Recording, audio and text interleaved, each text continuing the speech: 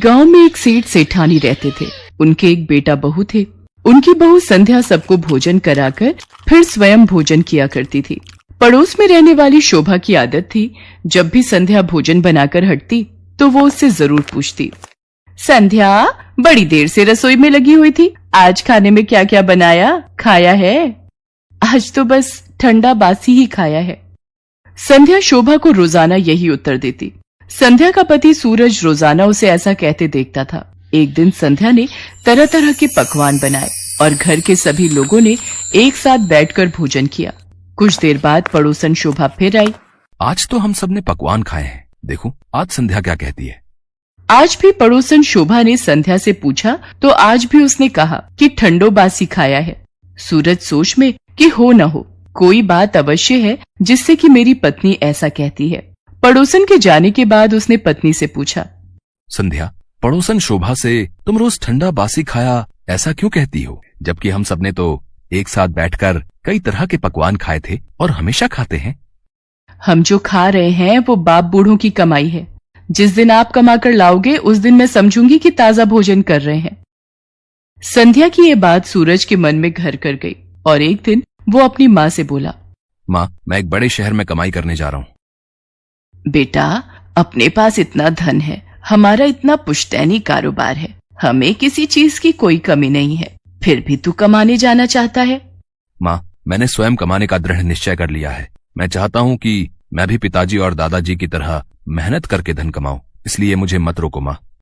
सूरज ने दृढ़ निश्चय कर लिया था, इसलिए वो अपने माता पिता को समझा कर जाने लगा। जाते समय वो संध्या से बोला, संध्या मैं जब तक बहुत सा धन कमा कर लेकर ना आऊं तुम चूल्हे की आग मत बुझने देना। इतना कहकर सूरज चला गया।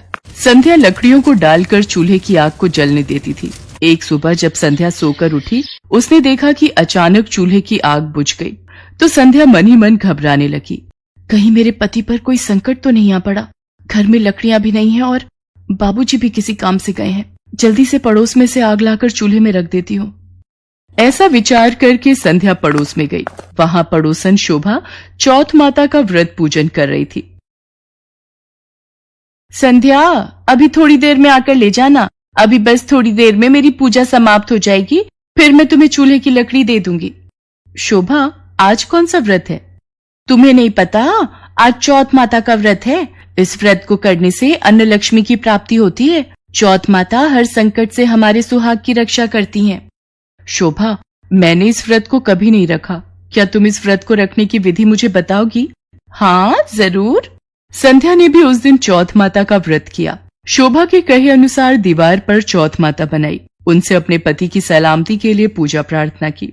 उस दिन घी गुड़ का चूरमा बनाकर रात्रि को चंद्रमा को अर्घ्य देकर भोजन किया। हे चौथ माता मेरा मन बहुत बेचैन है, मेरे पति सकुशल घर लौट आएं, बस यही मनोकामना है। मैंने सुना है चौथ माता जो भी आपका व्रत पूरे श्रद्धा भाव से करता है आप उसके मन की मुराद अवश्य पूरी करती हो। मेरी मुराद पूरी कर दो माँ, मेरे पति को वापस भेज दो।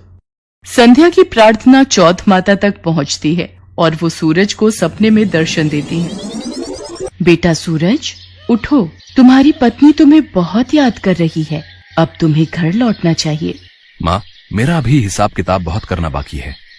तुम चिंता मत करो, कल शाम होने से पहले तुम्हारा सारा हिसाब किताब निपट जाएगा, बस तुम जाने की तैयारी करो। इतना कहते ही चौथ माता अंतर्ध्यान हो गई और ऐसा ही हुआ। शाम होने तक सूरज ने सारा हिसाब किताब निपटा कर तैयारी की और कमाया हुआ धन दौलत लेकर चल दिया। रास्ते में एक बड़ा सा काला नाग फन फैलाए बैठ गया। वो सूरज से बोला, आज तो मैं तुझे डसूंगा, आज तेरी आयु पूरी हो गई है। चौथ माता की आज्ञा से मैं अपनी पत्नी से मिलने जा रहा हूँ। वहाँ मेरी पत्नी मेरी बहुत चिंता कर रही है, मैं उससे मिलकर वापस लौट आऊंगा, उसके बाद तो मुझे मार देना। अगर तुम लौट कर नहीं आए तो तुम्हारे घर आकर तुम्हें डस लूंगा। सूरज ने सर्प को वचन दिया और अपने घर पहुंचा।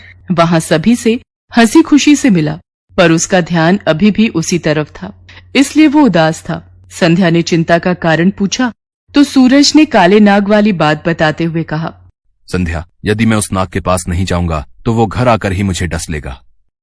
आप घबराओ नहीं, आप आराम से सो जाओ, बाकी सब मुझ पर छोड़ दो और मुझे चौथ माता पर विश्वास है, कि वो मेरे सुहाग की सदैव रक्षा करेंगी। संध्या के कहने पर सूरज सो गया। संध्या का कमरा छत पर था, जिस पर 7 सीढ़ियां थीं।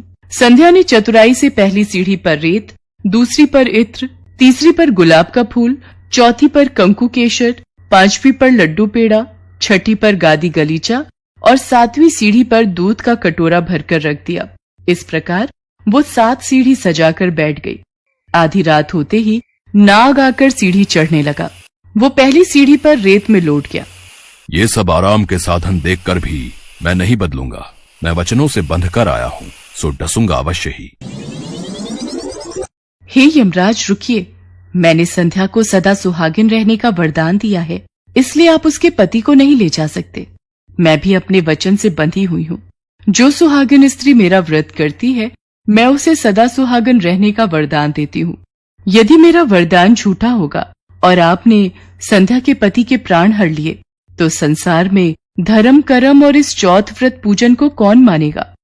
इतनी देर में गणेश जी और चंद्रमा जी भी प्रकट हो गए और उन्होंने भी चौथ माता के साथ संध्या को सुहागिन रहने का आशीर्वाद दिया। इस पर यमराज जी बोले, हे चौथ मैया, हे गणेश भगवान, हे चंद्रदेव, जब आप तीनों ने संध्या को सौभाग्यवती रहने का आशीर्वाद प्रदान कर ही दिया है, तो मैं भूल कर भी उसके पति का प्राण नहीं ले सकता। हे चौथ माता, आपके व्रत और पूजन करने वाली सुहागन स्त्रियों का सुहाग सदैव अमर रहेगा। उनके पति को कोई भी संकट नहीं छू पाएगा। ये आज आपने सिद्ध कर दिया। जय चौथ माता की। इतना कहते ही सभी देवी देवता वहां से अंतर्ध्यान हो गए। सुबह उठकर सूरज ने देखा कि उस पर आया संकट टल चुका था। सबने मिलकर चौथ माता को धन्यवाद किया। संध्या के सास ससुर भी अपने बेटा बहू को आशीर्वाद देते हैं।